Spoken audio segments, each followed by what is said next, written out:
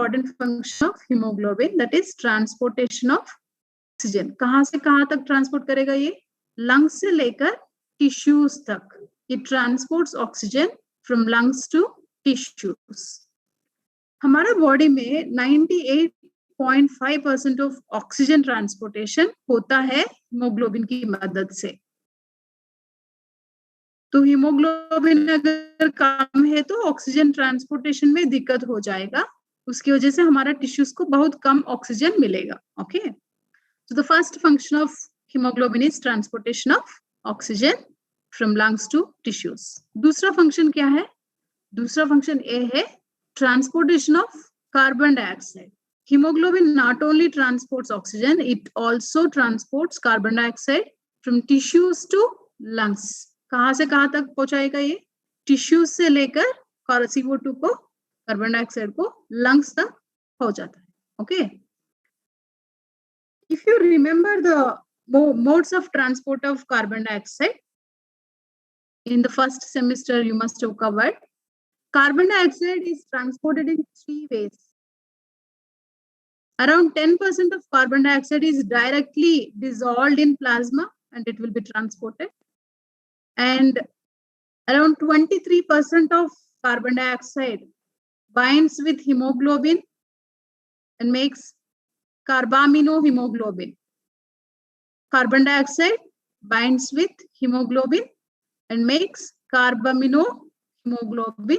In this form, nearly 23% of carbon dioxide transportation happens. And major form of carbon dioxide transportation होता है bicarbonate की form में. CO2 combines with water and makes carbonic acid that will dissociate and makes bicarbonate. Already ये physiology class में पढ़ लिया होगा आप लोगों ने. Okay, so carbon dioxide transport mainly happens in 3 ways. One is in the direct form, दूसरा है कार्बामिनोहीमोग्लोबिन की फॉर्म में, तीसरा है third one is bicarbonate form में. This is the major type of transportation and around 23% होता है कार्बामिनोहीमोग्लोबिन की फॉर्म में और 10% होता है डायरेक्ट ट्रांसपोर्टेशन की फॉर्म में. Okay, so carbon dioxide binds with hemoglobin and makes carbaminohemoglobin. इस फॉर्म में कार्बन डाइऑक्साइड को हीमोग्लोबिन टिश्यू से लेकर लंग्स तक पहुंचाता है. और third function of haemoglobin is buffering function. It acts like a buffer. This is new topic for you. It is difficult for you to remember. So itna yaad rakho. Hemoglobin also acts as a buffer. It maintains our blood pH. Okay. If you know anything about blood pH, हमारा blood में एक constant pH रहता है. Okay. Blood का pH हमेशा constant रहता है. वो हमेशा 7.35 to 7.45 के बीच में रहना चाहिए. ओके, अगर ये pH इधर उधर हो गया या कम हो गया या ज्यादा हो गया, उसकी वजह से एसिडोसिस या अल्कलोसिस हो सकता है.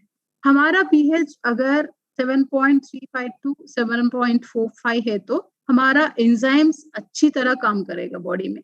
ऑप्टिमम pH में एंजाइम की एक्टिविटी भी बहुत अच्छे से होता है. ओके, तो इसलिए ये इम्पोर्टेंट है ब्लड का pH को मेंटेन करना. सो हमारा बॉडी में क्या होता है, जब भी हम एक्सरसाइज करते हैं बहुत ज्यादा एसिड की प्रोडक्शन ज्यादा हो जाती है. एसिड प्रोडक्शन ज्यादा होने की वजह से ब्लड pH कभी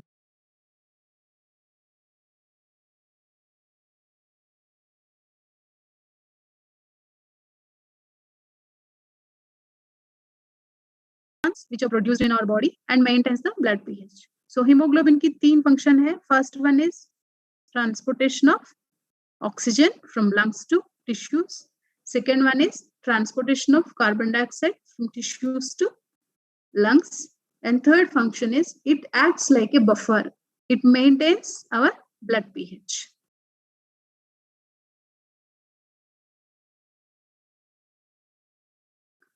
So types of hemoglobin. Hemoglobin कितने तरीका का होता है? Based on the location where it is present. Hemoglobin, type of structure. Hemoglobins are divided into 3 types. HbA, adult type. A means adult type. Hemoglobin A, hemoglobin A2 and hemoglobin F. F मतलब fetal. Infants में newborn baby में जो रहेगा उसको हम कहते हैं HbF, fetal type है. Okay. So hemoglobin is divided into 3 types based on its structure. एक है HbA. It contains 2 alpha and 2 beta chains. Haemoglobin A में रहेगा 2 अल्फा और 2 बीटा चेन्स.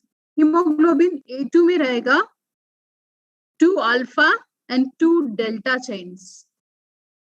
तो स्ट्रक्चर के हिसाब से हीमोग्लोबिन को 3 प्रकार में डिवाइड किया गया है, क्लासिफाई किया गया है. वो है HbA, HbA2 and HbF. HbA में स्ट्रक्चर कैसा होता है? 2 अल्फा एंड 2 बीटा चेन्स होता है. HbA2 में 2 अल्फा एंड 2 डेल्टा चेन्स होगा और HbF में होगा 2 alpha and 2 gamma chains. HbF mainly infants में रहता है, फीटल में बिफोर बर्थ जब हम मदर के अंदर रहते हैं उस बेबी में HbF का हीमोग्लोबिन, इस टाइप का हीमोग्लोबिन ज्यादा रहता है. जब हम पैदा हो जाता है तो maximum type of haemoglobin is HbA type. हमारा बॉडी में more than 90% of haemoglobin is HbA type और थोड़ी मात्रा में HbA2 टाइप रहता है. Okay, mostly adults will have HbA type, fetals will have HbF type, and HbA2 is the minimum amount of hemoglobin that is present in adults. Haemoglobin की levels कितना होना चाहिए इन एथलेट्स? एथलेट्स में haemoglobin की level होना चाहिए 14 to 18 grams per dl in males, male athletes, and 13 to 16 grams per dl in female athletes.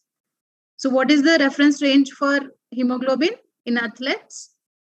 14 to 18 grams in males and 13 to 16 grams in females. अगर haemoglobin की levels इससे भी कम है तो अगर 13 से कम है फीमेल में या मेल में 14 से कम है, उस कंडीशन को हम कहते हैं एनीमिया. ओके, अगर हीमोग्लोबिन की लेवल नॉर्मल रेंज से कम हो गया तो उस कंडीशन को हम कहते हैं anaemia. So anemia is a condition. It is characterized by low levels of RBC and low concentration of hemoglobin. अगर ब्लड में आरबीसी की काउंट कम हो गया या हीमोग्लोबिन की कंसंट्रेशन कम हो गया तो उस कंडीशन को हम कहते हैं एनीमिया. दूसरा कंडीशन है पॉलीसाइथीमिया. पॉलीसाइथीमिया में क्या होता है? ये जो हीमोग्लोबिन की लेवल्स है वो नॉर्मल रेंज से भी ज्यादा होता है. देखो इधर नॉर्मल रेंज इज 14 to 18. अगर 18 से ज्यादा है मेल में या 16 से ज्यादा है फीमेल में, उस कंडीशन को हम कहते हैं पॉलीसाइथीमिया. वो भी सेहत के लिए अच्छा नहीं है. तो हमेशा हीमोग्लोबिन की लेवल्स इसी रेंज में होना चाहिए. Always you need to have your haemoglobin levels in this range. If your hemoglobin levels are lesser than this, we call that condition as anemia. If your hemoglobin levels are more than this range, it is called as polycythemia. Suppose I'll give you one example now. एक athlete है, 15 years girl है, girl athlete, endurance की है, इसका hemoglobin है 9. Condition क्या होगा? Anemia. दूसरा एथलेट है, he is from weightlifting, इसका हीमोग्लोबिन, मेल एथलेट, इसका हीमोग्लोबिन है 18.9. कंडीशन क्या हो सकता है? Polycythaemia. Okay, so we will discuss about anemia in next class. First we will cover myoglobin. So now we have got to know about hemoglobin. Next we'll discuss about myoglobin. What is myoglobin? Myoglobin भी haemoglobin जैसा protein है जो हमारा muscle में रहता है. Myoglobin is almost similar to hemoglobin. It is also a protein. It stores oxygen, Where it is present? It is present in our muscles. In which type of muscles more amount of myoglobin will be there? कौन सा muscle में ज्यादा मात्रा में myoglobin रहता है? In slow twitch muscle fibers. Muscle fibres में अलग अलग तरीका का होता है ना, fast Twitch. In slow Twitch muscle fibres myoglobin content बहुत ज्यादा मात्रा में रहता है. Okay, more amount of myoglobin will be present in slow fibers compared to fast twitch fibers. You can see here myoglobin is a protein which is present in muscles. Here we have taken three kind of muscles. One is from fish, दूसरा है chicken से, and third is from goat. So in which muscle more myoglobin is present? This one, क्योंकि ये लाल दिख रहा है. Hemoglobin and myoglobin are the red colored proteins. ये क्यों रेड कलर में रहता है? क्योंकि इसके अंदर हीम रहता है. इसकी वजह से हीमोग्लोबिन और मायोग्लोबिन लाल रंग में दिखता है. Okay, so myoglobin is the protein present in muscles. इसका स्ट्रक्चर अगर देखा तो हीमोग्लोबिन की जैसा 4 पॉलीपेप्टाइड नहीं रहता है. इसमें सिर्फ एक ही पॉलीपेप्टाइड चेन रहता है मायोग्लोबिन में. In hemoglobin there were 4 polypeptide chains, but in myoglobin सिर्फ एक ही पॉलीपेप्टाइड चेन रहेगा. उसके अंदर कितने अमीनो एसिड्स रहेगा? 153 amino acids. Myoglobin contains a single polypeptide chain with 153 amino acids. तो इसकी स्ट्रक्चर में एक ही पॉलीपेप्टाइड चेन है और एक ही हीम है. तो मायोग्लोबिन कितने ऑक्सीजन मॉलिक्यूल से जुड़ा हो सकता है? सिर्फ एक ही ऑक्सीजन मॉलिक्यूल से बाइंड हो सकता है. Haemoglobin can bind with 4 oxygen molecules, लेकिन myoglobin can bind with 1 oxygen molecule. That is the difference. और हीमोग्लोबिन का फंक्शन क्या है? वो ऑक्सीजन को कैरी करेगा, ट्रांसपोर्ट करेगा. मायोग्लोबिन का फंक्शन क्या होता है? ये ऑक्सीजन को स्टोर करता है बॉडी में. कहाँ? मसल में. मसल में ऑक्सीजन को स्टोर करना है मायोग्लोबिन की काम. So, अगर हीमोग्लोबिन के हिसाब से देखा तो मायोग्लोबिन का अफिनिटी ज्यादा होता है ऑक्सीजन से बाइंड होने का. Myoglobin can bind with oxygen with highest affinity. It can bind tightly when oxygen concentrations are less also. So myoglobin will have more attraction to bind with oxygen molecules compared to hemoglobin. Haemoglobin के हिसाब से अगर देखा तो myoglobin का affinity थोड़ा ज्यादा रहता है ऑक्सीजन से बाइंड होने का. Okay, so each myoglobin, MB मतलब myoglobin, each myoglobin can bind with 1 oxygen molecule and makes oxy myoglobin. Myoglobin का फंक्शन क्या है? To store oxygen inside the muscles.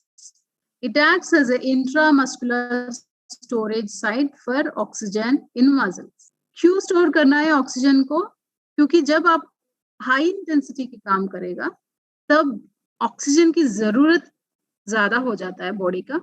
उस समय मायोग्लोबिन उसकी बांध हुआ ऑक्सीजन को रिलीज करता है. Okay, myoglobin stores oxygen in your muscles and when you are doing high intensity exercise it releases oxygen for your energy needs. Strenuous exercise के दौरान जब ऑक्सीजन की डिप्रीवेशन हो जाएगा तब ऑक्सीमायोग्लोबिन ऑक्सीजन को छोड़ देता है ताकि आप लोगों का मेटाबॉलिक पर्पसेस फुलफिल करे. ओके, सो इसका क्लिनिकल इंपॉर्टेंस क्या होता है? नॉर्मली मायोग्लोबिन कहाँ रहता है? मसल के अंदर. It is present in your muscles. But when muscle damage occurs, when muscle damage occurs, that time myoglobin will be released into the blood and it will be excreted in the urine by kidneys. Myoglobin is normally present in your muscles. Normally ये muscles के अंदर रहता है, लेकिन अगर muscle damage हो गया तो, muscle injury हो गया तो इस कंडीशन में मायोग्लोबिन मसल से बाहर आ जाता है ब्लड में और किडनीज इसको हमारा शरीर से बाहर निकाल देता है. ओके, इसके वजह से मायोग्लोबिन यूरिन में एक्सक्रीट हो जाता है. इस कंडीशन को हम कहते हैं मायोग्लोबिनूरिया। मायोग्लोबिन यूरिन में एक्सक्रीट होने का कंडीशन को हम कहते हैं मायोग्लोबिनूरिया। ये होता है रैप्डोमाइलोसिस में। रैप्डोमाइलोसिस ये कंडीशन है जहां स्केलेटल मसल की इंजरी हो जाता है, उसकी वजह से जो भी कंटेंट स्केलेटल मसल के अंदर है वो बाहर आ जाता है और किडनी के दौरान ये एक्सक्रीट हो जाता है। उस कंडीशन को हम कहते हैं रैप्डोमाइलोसिस। मोस्टली ये हम एंड्योरेंस रनर में देखते हैं। बहुत ज्यादा स्ट्रेनस एक्सरसाइज करने के बाद, अल्ट्रा मैराथन रन के बाद उसका मसल डैमेज होने के कारण उनका मायोग्लोबिन ब्लड में आ जाता है और किडनी से बाहर एक्सक्रीट किया जाता है। इस कंडीशन को हम कहते हैं मायोग्लोबिनूरिया।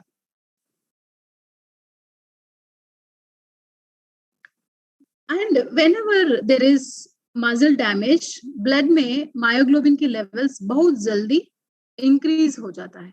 तो ब्लड में मायोग्लोबिन लेवल्स एस्टिमेट करने से भी हमको पता चल जाएगा कि मसल डैमेज है क्या कर। Okay, myoglobin levels not only increases in skeletal muscle injuries.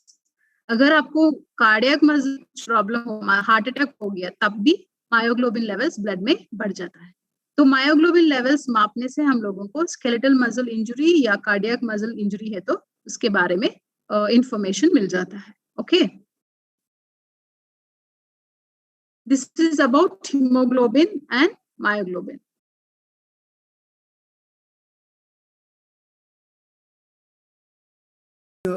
Blood में एंटर कर चुका है and due to effect of that what kinase it is showing, this one in this picture. wait, what it says, rhabdomyolysis, इसमें क्या होता है, muscle tissue breakdown with release of intramuscular contents myoglobin into the circulation.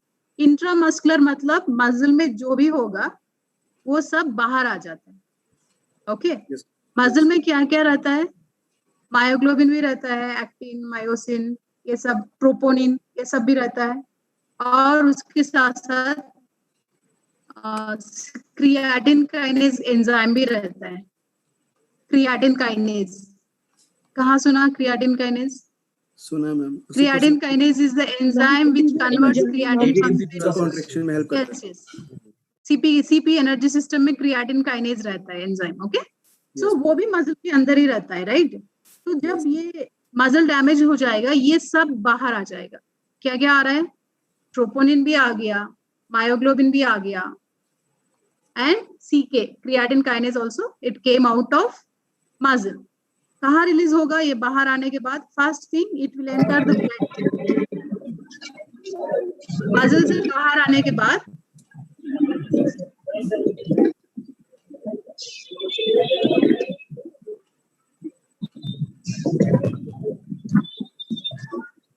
वजह से blood में इन सब का levels बढ़ जाता है।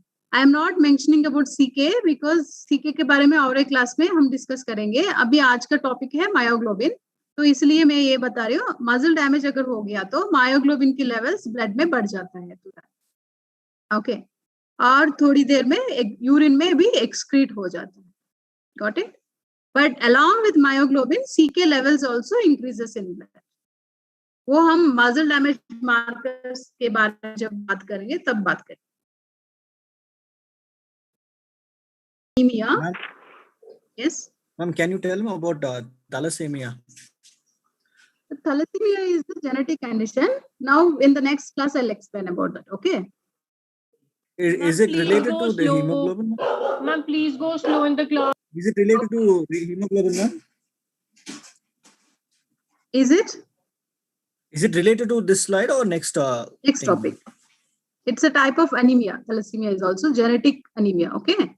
We will discuss in next.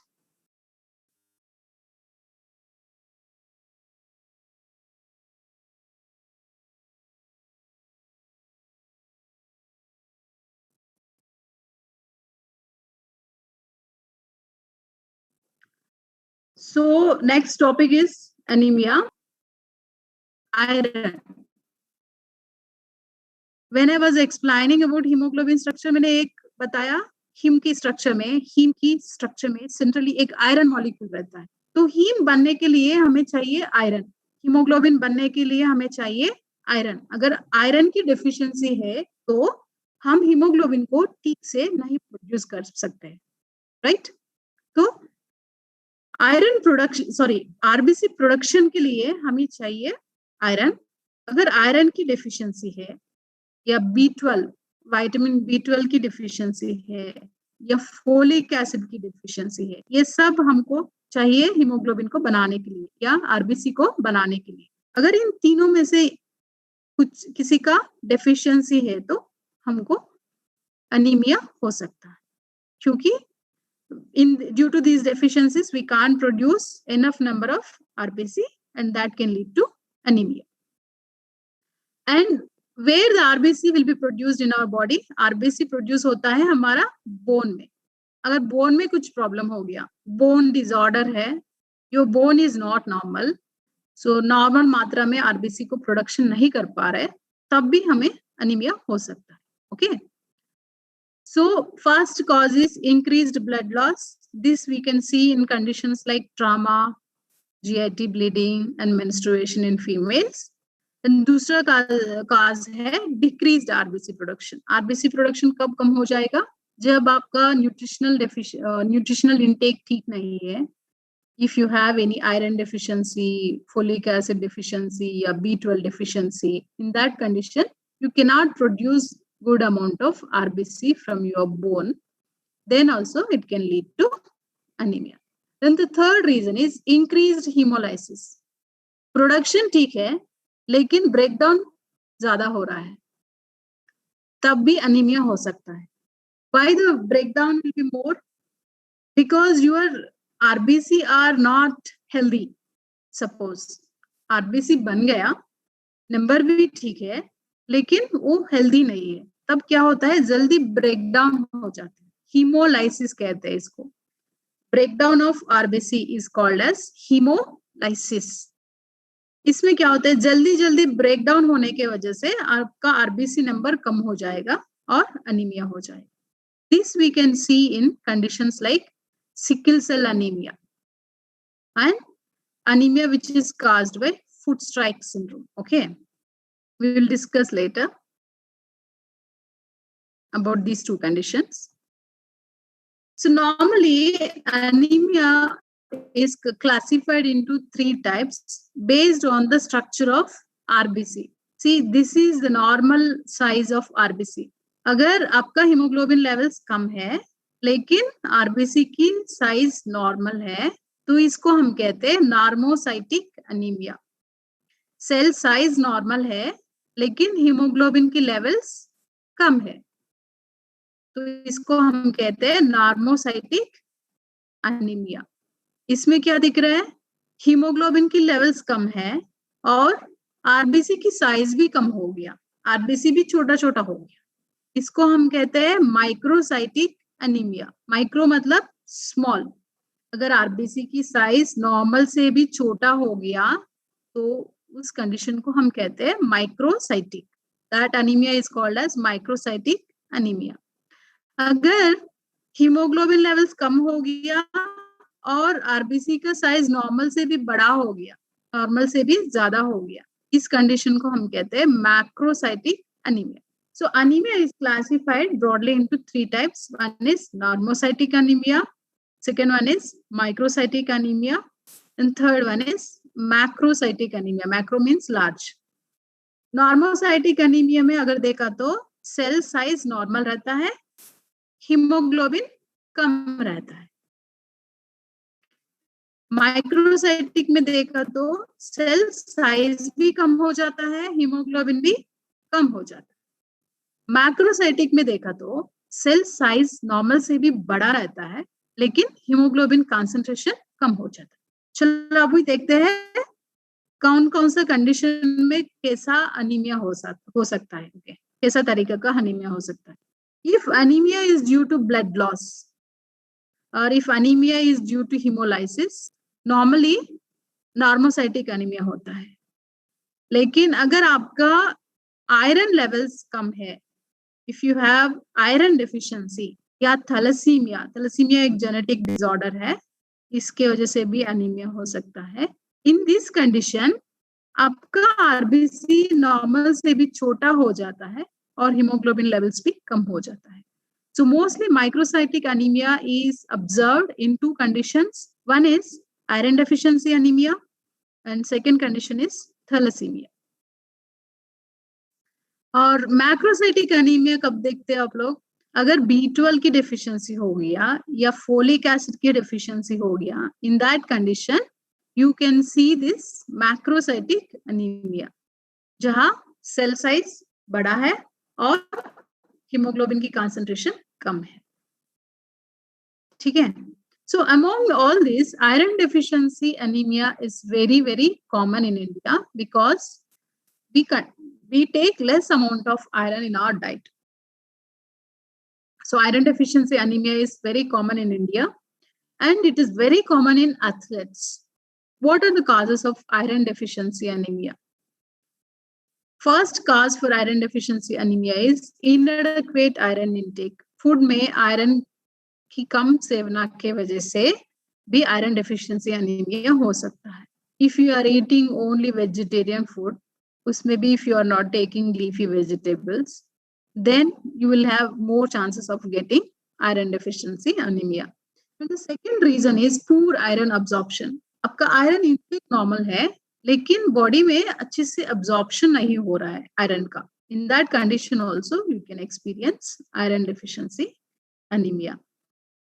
Particularly in the athletes who are doing high intensity activity.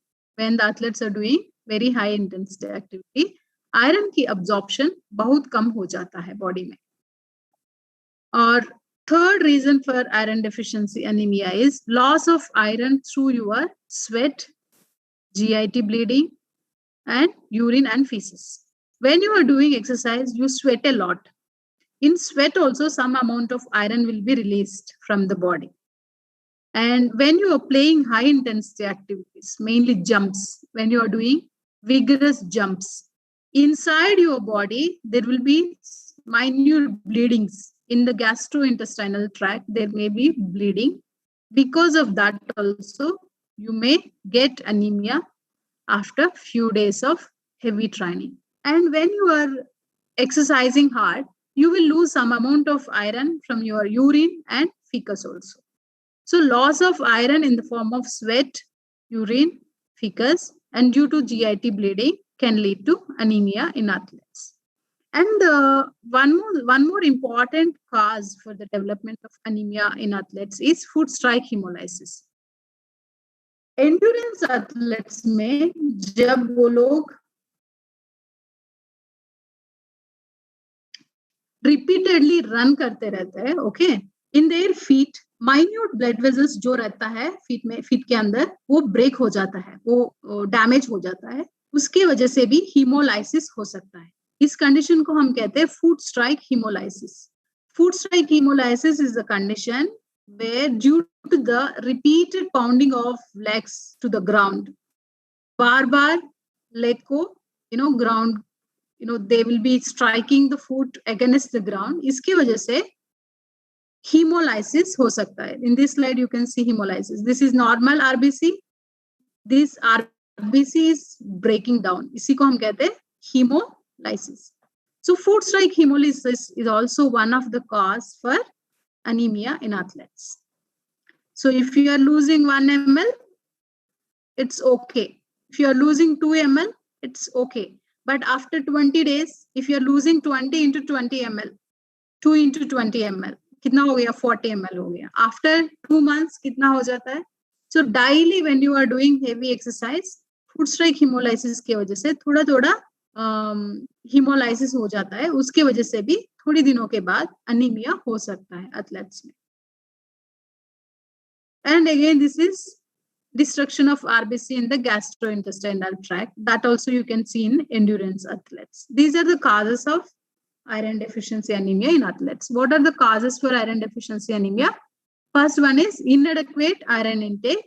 Food में iron की कमी के वजह से भी anemia हो सकता है. Second reason is absorption में problem की वजह से भी आयरन अब्जॉर्प्शन में कुछ प्रॉब्लम होने की वजह से भी अनीमिया हो सकता है।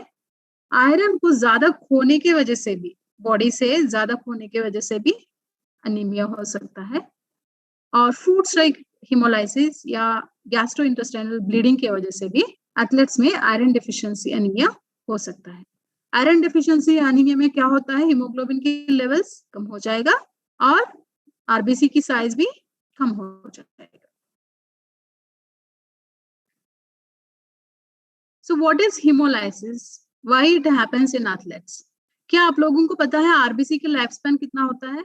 एक बार अगर आरबीसी बन गया, रेड ब्लड सेल बन गया, इसका लाइफ स्पैन कितना होता है? कितने दिनों के कितने दिनों के तक ये काइंड ऑफ इंटैक्ट रहेगा? 120 डेज आरबीसी का लाइफ स्पैन होता है, 120 डेज। एक बार अगर आरबीसी बन गया तो 120 डेज के लिए ये जिंदा रहेगा ब्लड में, और आफ्टर 120 डेज ये ब्रेक डाउन हो जाएगा। ये नॉर्मल प्रोसीजर है। लेकिन एथलीट्स में जब वो हार्ड एक्सरसाइज करते हैं तब फूट इम्पैक्ट की वजह से या मैकेनिकल स्ट्रेस की वजह से और हाइपरथर्मिया, इंक्रीज्ड बॉडी टेम्परेचर की वजह से और पीएच चेंज होने की वजह से, ब्लड में पीएच की चेंजेस होता है ना, उसके वजह से, हाइपोक्सिया के वजह से या डिहाइड्रेशन के वजह से, इन सब के वजह से ये आरबीसी जल्दी हीमोलाइज हो जाता है। 120 डेज से पहले ही ये लाइज हो सकता है। Okay, so because of increased destruction of RBC, RBC जल्दी डिस्ट्रक्शन होने के वजह से भी अनीमिया हो सकता है। The best example is food strike haemolysis. ये मेनली हम एंड्योरेंस एथलेट्स में देख सकते हैं। आफ्टर अल्ट्रा मैराथन रनर, अगर आप में कोई एंड्योरेंस रनर है तो अल्ट्रा मैराथन रन के बाद when you go for urination, urine लाल रंग में दिखता है। What is the reason for it? When you are running, most of your hemoglobin will come out of RBC because RBC lies हो जाता है, उसकी वजह से hemoglobin बाहर आ जाता है। Same hemoglobin will be excreted in your urine by the kidneys. अगर ज्यादा मात्रा में बाहर आ गया तो उसकी वजह से आपका यूरिन लाल रंग में दिखता है। So from this it is very evident, ultra marathon के दौरान फूड स्ट्राइक हिमोलाइसिस बहुत ऑब्वियस होता है, कॉमन हो जाता है। So how to prevent food strike hemolysis? Stop running on hard surfaces. Hard surfaces के ऊपर दौड़ना बंद करना चाहिए और शूज को रेगुलरली चेंज करते रहना चाहिए। Shoe is very very important. You have to change the shoes often and you have to select good type of shoes, and hydration is also very important. It's very important to hydrate yourself. अगर dehydration ज्यादा हो गया तो भी lysis ज्यादा हो सकता है। So which athletes are vulnerable for iron deficiency anaemia? Iron deficiency anaemia कौन कौन सा एथलीट्स में ज्यादातर होता है? First thing is female athletes. Female athletes में मेंस्ट्रुएशन की वजह से ब्लड लॉस ज्यादा रहता है, इसकी वजह से अनीमिया हो सकता है। और फीमेल एथलेट्स में वेट मेंटेनेंस के रीजन के वजह से भी अनीमिया हो सकता है, क्योंकि when you want to maintain your weight आप बहुत कैलोरी रिस्ट्रिक्शन करते हैं, कैलोरी इनटेक को कम कर देते हैं। अगर आप लेस कैलोरी डाइट ले रहे हैं तो आपका आयरन अवेलेबिलिटी भी कम हो जाएगा। So in athletes who are trying to maintain their weights, anaemia जल्दी हो सकता है। Okay, so who are the vulnerable groups? Female athletes. Female athletes में ज्यादा अनीमिया केसेस रहता है। और vegetarian athletes, if you are eating only veg produced food, then also you can get anemia in future. Growing athletes में भी anaemia बहुत common होता है, और मैराथन रनर्स में, इन चारों ग्रुप में अनीमिया बहुत कॉमन होता है। आयरन की रिक्वायरमेंट कितना होता है हमारे लिए? If you are a female, your requirement per day is 18 milligram per day. Iron की रिक्वायरमेंट कितना है? 18 milligram per day. If you are a male, your requirement is 8 milligram per day.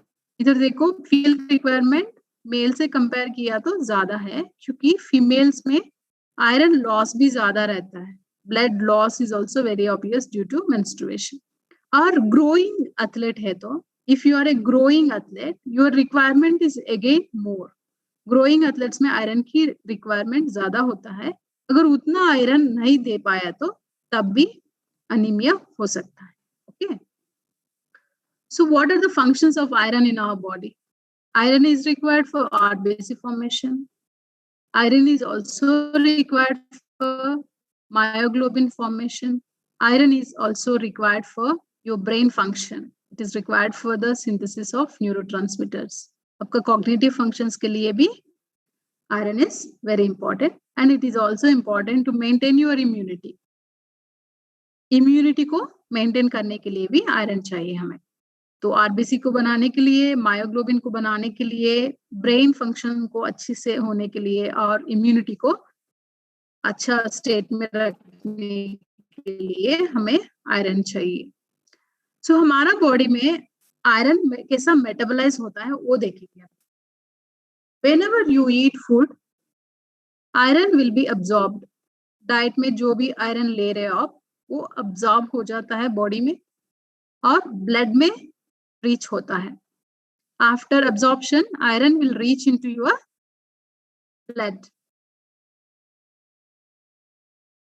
In blood, iron is bound to a protein called transferrin. इसका नाम देखो, transferrin. Transferrin is a protein which transports iron. Iron को transport करने का protein का नाम है transferrin. Okay.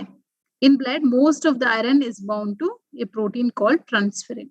So, iron का ingestion होने के बाद, intake होने के बाद, absorption होने के बाद, जब ये plasma में आ जाएगा, maximum amount of iron is utilized for the formation of RBC. RBC को बनाने में लिए use हो जाता है. कहाँ बनता है RBC? In your bone marrow. RBC is produced in your bone marrow. And this RBC will be released into your blood. And some amount of iron is also utilized for the formation of absorbed. Mainly it is used for the formation of RBC and for the formation of myoglobin. And if it is excess, अगर ज़्यादा मात्रा में अगर consume किया तो वो जो excessive amount है वो लिवर में फेरिटिन के रूप में स्टोर हो जाता है. That excess iron will be stored in your liver in the form of ferritin. Okay. Suppose आज खाने में आयरन नहीं मिला तो फेरिटिन क्या करेगा? आयरन को रिलीज करेगा. इससे आपका हीमोग्लोबिन और मायोग्लोबिन बनेगा. So ferritin is the storage form of iron. Ferritin अगर ज्यादा है इसका मतलब है आपका बॉडी में आयरन स्टोरेज भी अच्छे से हो रहा है. फेरिटिन लेवल्स अगर कम है तो इसका मतलब है आपका बॉडी में आयरन की बैकअप, आयरन की स्टोरेज बहुत कम है. Okay. So iron deficiency anaemia 3 stages में होता है. In this, if you see, blood is normal, hemoglobin is normal, transferrin is normal, ferritin is also normal. Storage भी normal है, transport form भी normal है और RBC production भी normal है. अगर इसमें देखा तो storage कम हो गया लेकिन transportation form और blood form normal है. इसमें अगर देखा तो storage पूरा deplete हो गया, ट्रांसपोर्ट मतलब ब्लड में भी बहुत कम है आयरन लेकिन आरबीसी काउंट ठीक है या हीमोग्लोबिन कंसंट्रेशन ठीक है. लास्ट आयरन डेफिशिएंसी एनीमिया में देखा तो स्टोरेज खत्म हो गया, डिप्लीट हो गया, ब्लड में भी आयरन की लेवल्स बहुत कम हो गया और हीमोग्लोबिन लेवल्स भी कम होते जा रहे हैं.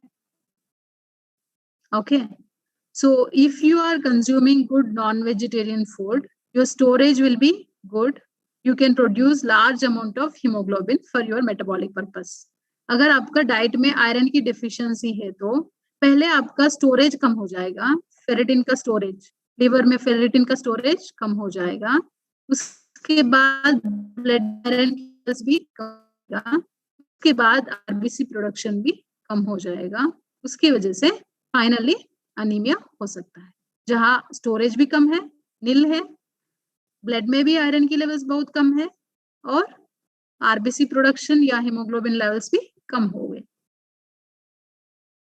So what happens if anemia occurs? क्या होता है अनीमिया होने से?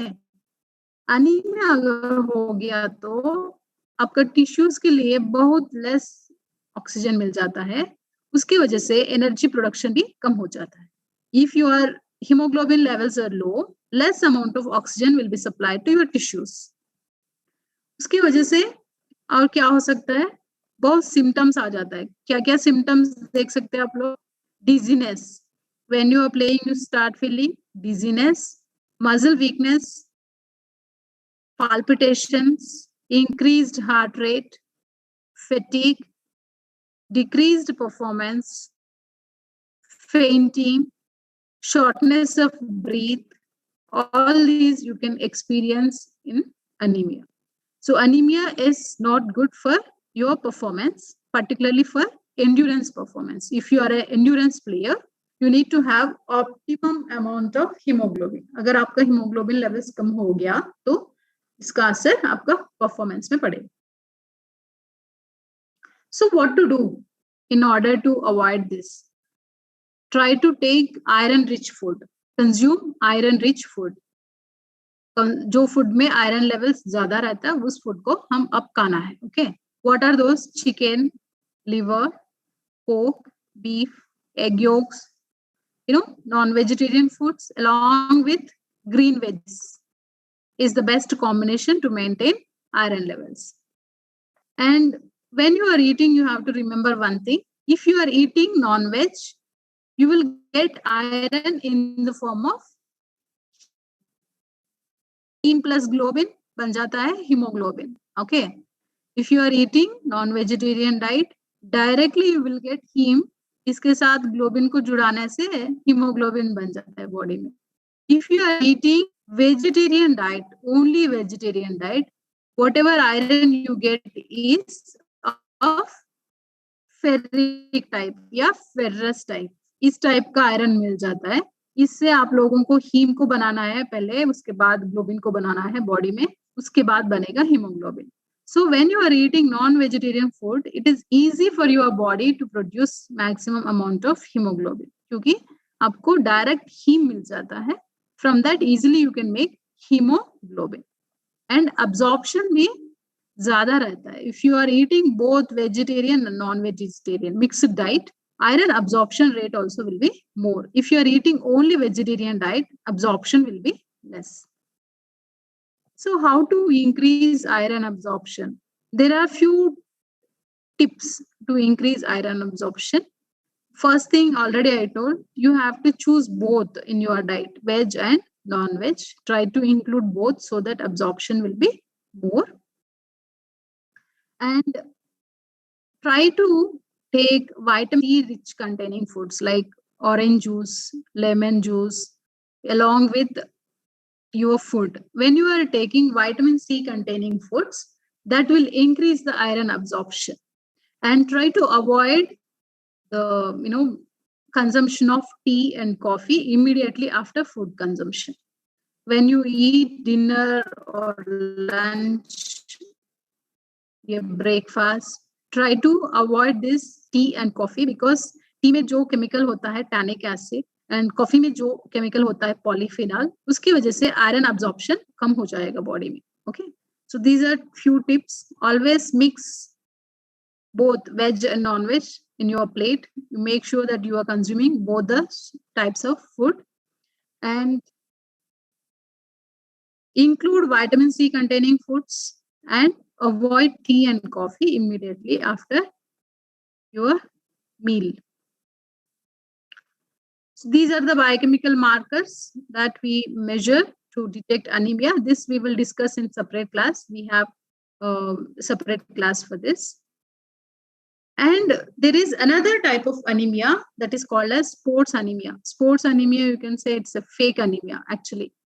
In this, what happens when you measure hemoglobin levels will be lesser than the normal range. Normal से कम होता है hemoglobin levels, लेकिन ये आपका ट्रेनिंग की वजह से हो रहा है. ये ट्रांसिएंट है, थोड़ी देर के बाद ये फिर ठीक हो जाएगा। इस अनीमिया को हम कहते हैं sports anaemia. This we will discuss in next class in detail.